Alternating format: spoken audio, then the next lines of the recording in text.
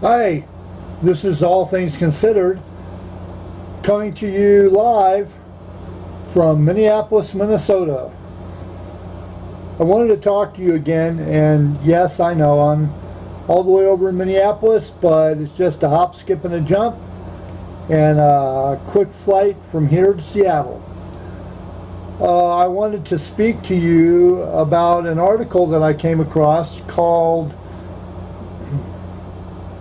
Seattle's Inconvenient Truth on Homelessness and Spending. A lot of people spend lots of money to keep the homeless because they're making money off the homeless. Homeless shelters, homeless programs, advocacy groups, various things like that are keeping the homeless instead of trying to fix the homeless problem. They're making it look like they're fixing the problem, but they're really not fixing anything at all. It says here, just over a year ago, the Seattle City Council repealed the short-lived tax on jobs, an economically reckless policy that was oversold as a cure-all to the homeless problem, quality of life, and public health issues experienced across Seattle. They tried to do the head tax. Jeff Bezos was vehemently against it. As usual, Jeff Bezos takes what is and turns it into what he wants it to be, and gets a whole lot of people on board so they can protest what really is, because they don't understand it the way it is.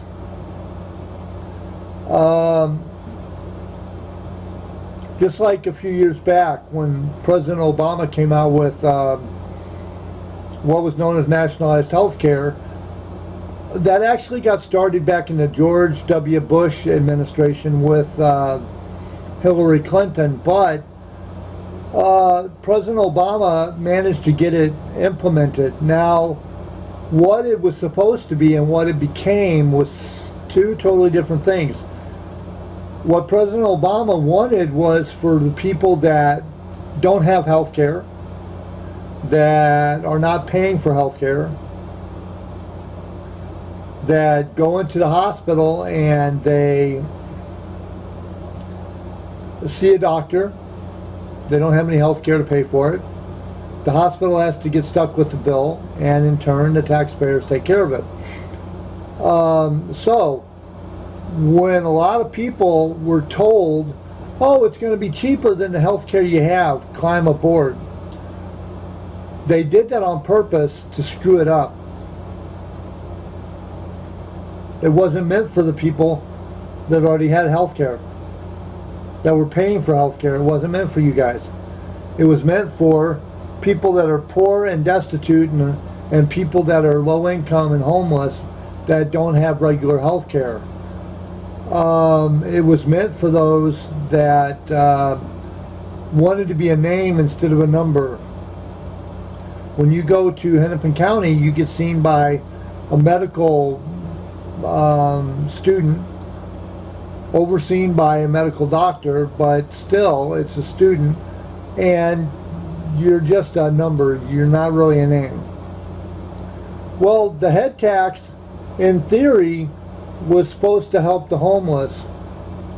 They weren't clear on what it was supposed to help the homeless do. I think it was to help the homeless stay more comfortably homeless. It's easier to throw a few dollars at the homeless problem and implement shelters than it is to stop the homeless problem and figure out what you're going to do in housing them permanently. It says here, the jobs tax attempted to paint a narrow portrait of these challenges and offer a too good to be true solution that the public saw right through. The public didn't see through it. The people that Amazon had paid off, and various other people of that nature that were Republican, maybe, people that didn't really give a crap about the homeless, didn't like it.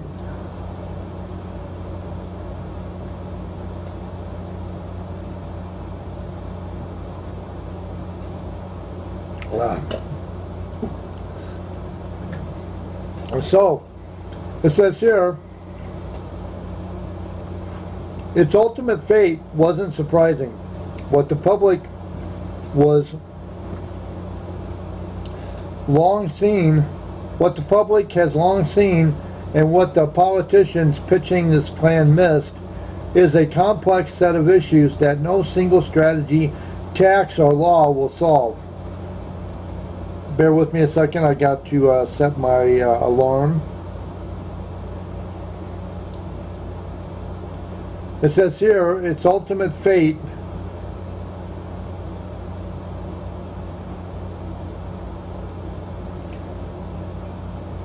wasn't surprising. It wasn't surprising to me either, because I know that there's a lot of people that as soon as companies find out that they have to pay $250 per person a year for the ones that are working in their company that are making 20 million or more, and see a lot of the lower companies, a lot of the companies that weren't making 20 million a year, they were lumped into this too by Amazon and other major companies that didn't think it was right for them to have to be the one paying for the bill. So they lied, and they said a bunch of stuff about the homeless problems, and they said a bunch about the lower companies, that mom and pop companies, that, oh, you're going to be affected by this too. Well, those smaller companies started to get scared, and for good reason. What the politicians pitching this plan missed is a complex set of issues that no single strategy, tax, or law will solve. That's very true. Perhaps the most egregious element of the jobs tax proposal was its attempt to simplify the problem, distort the reality, and frame a politically convenient narrative for its proposers. Big business caused all these challenges, and now they should pay. Voters didn't buy it. They understood that political simplification offers no advantage if we hope to make real progress on these difficult issues. And so far, Seattle has not made any effort to stop the homeless problem. Not really. They have done from time to time helping the homeless become more homeless. To do so, we must first correctly diagnose the safety issues.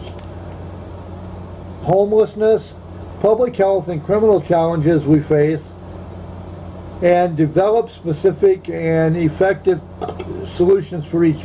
Pardon me. In some ways, we've been paralyzed as a city because we've been incapable of doing just that. Some have held out for single solutions, and many have held tight in their corners and to their own narratives of who's at fault for what we've seen on the streets. The truth of what we face is inconvenient and incredibly complicated. We see a revolving door in the criminal justice system that puts some of the most difficult and impactful people back out on the street to victimize the same neighborhoods and small businesses day after day. This has led to significant increases in crime against people in many Seattle neighborhoods, including a 43% increase over a 2-year period in downtown Seattle. It's easy to say these things when you're writing an op-ed piece. You allow your personal bias to come in. You also don't do a lot of digging to find out for sure if what you're saying is actually 100% true. It's like that movie that's loosely based on the reality, or based on a true story, or this movie is true to fact. This is sort of a loosely based on fact with a little fiction thrown in. That's the way I see this article. We see people living in dangerous and unhealthy situations every day, which is true, we do. Drug use on our sidewalks, goods being stolen from retailers, then sold on the street in crime bazaars, property. See, this is starting to sound like a book, like you're writing a crime novel. It says here, drug use is on our streets. Goods being stolen from retailers and sold on the streets and crime bazaars. Property crime persisting citywide. Untreated mental illness. Families forced into shelters because they couldn't pay the rent. Women on the streets fleeing domestic violence. Veterans look for a helping hand after serving our country. Tents blocking sidewalks. Garbage and graffiti along the freeways. Needles on soccer fields. We see the effects of 50 years of restrictions on housing development in Seattle and a self-inflicted affordability crisis that these restrictions have created during a period of rapid job growth. Oh my! See what I mean? It sounds like they're writing a novel instead of doing a story that's going to help Seattle. We see these challenges and our shortcomings as a city each and every day. They're undeniable. But what they're failing to mention is that it's very possible that there could be a problem due to the transplants that have moved into Seattle, looking for that almighty quick dollar.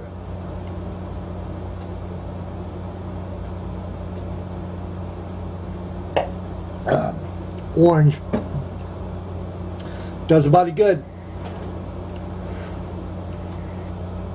We see these challenges and our shortcomings as a city each and every day. They're undeniable. There's no one answer. There is no convenient villain in this story. There's no one tax, no single plan, program, or law. The only way we'll fully address the scope and scale of these issues and get to real solutions is if we confront the complexity and the truth of the situation together. These issues are multifaceted and require leaderships from every level of government and from every corner of our community, which is very true. There is layers to this. Now, when I lived in Seattle back in the 90s, the crime was there, but it wasn't as noticeable as it is now. The homelessness problem was there, but it wasn't nearly as noticeable as it is now. It was very manageable. You have drugs. I remember when the drug needle exchange program started. When I lived in Seattle, it started way back when. And it's only gotten worse, and the city is basically saying, hey, we cannot do anything to the homeless for fear of reprisals.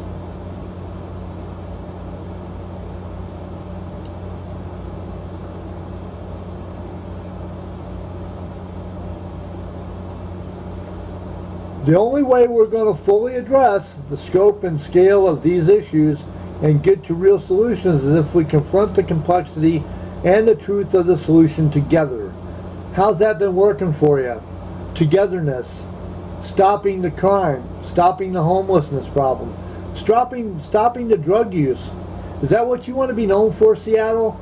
Do you want to be known for homelessness and drug abuse? We should compassionately help people while also taking pride in our public areas and keeping our freeways and parks clean and safe. You tried compassion. I say scoop them all up and just move them out. That's what I say.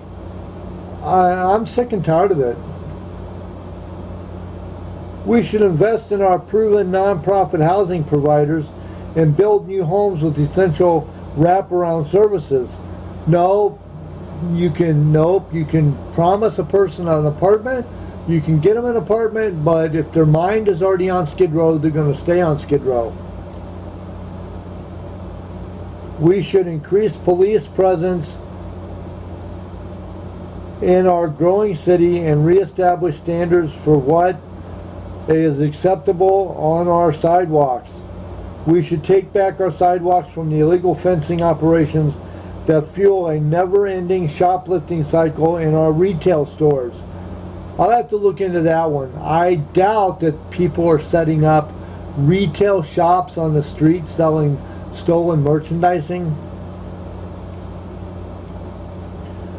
We should develop effective interventions to break the expensive cycle of those spinning in and out of our criminal justice system.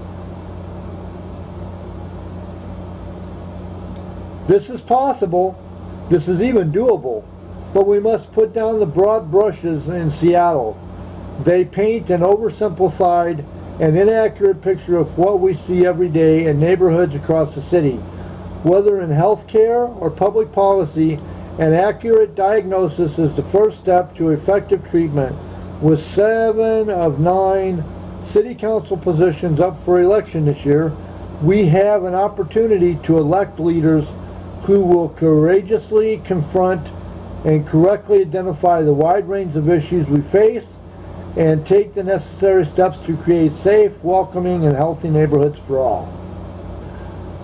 Now, real quick, y'all do a lot of talking about it. I do a lot of talking too on this video, but I can't really do nothing physically, or if I could, I would definitely do something physical. I would barrage the city council every day. I do that through emails and voicemails, and a lot of them are getting sick and tired of hearing from me because they say I'm a thorn in their side. But if I was in Seattle right now, I would do the very best I could to stop the homeless problem. I would go around and find out how many people actually are okay with the homeless being there. First, I would find out how many people actually live in Seattle. And if they say all of us that are in Seattle live in Seattle, then I would say, okay, how many people that live in Seattle now consider Seattle to be their home or their workplace? And if they say home, I would say, well, why aren't you doing something to fix the homeless problem? If this is your home, you need to help clean up your backyard. Anyway, I want you to hit the like and subscribe button at the bottom if you can. If you also can leave a comment if you have any ideas that will help with what I'm doing, any ideas to help better Seattle. If you're in another state or another city and you happen to come across this video, please leave a comment. Let me know who you are, where you're from. And let me know if you have problems like that in your city or state. Although I live in Minneapolis, that doesn't mean I cannot lend a helping hand to the city I love dearly, Seattle. Having said that, this has been All Things Considered, because I consider all things. Have a good night, Seattle, and all points beyond.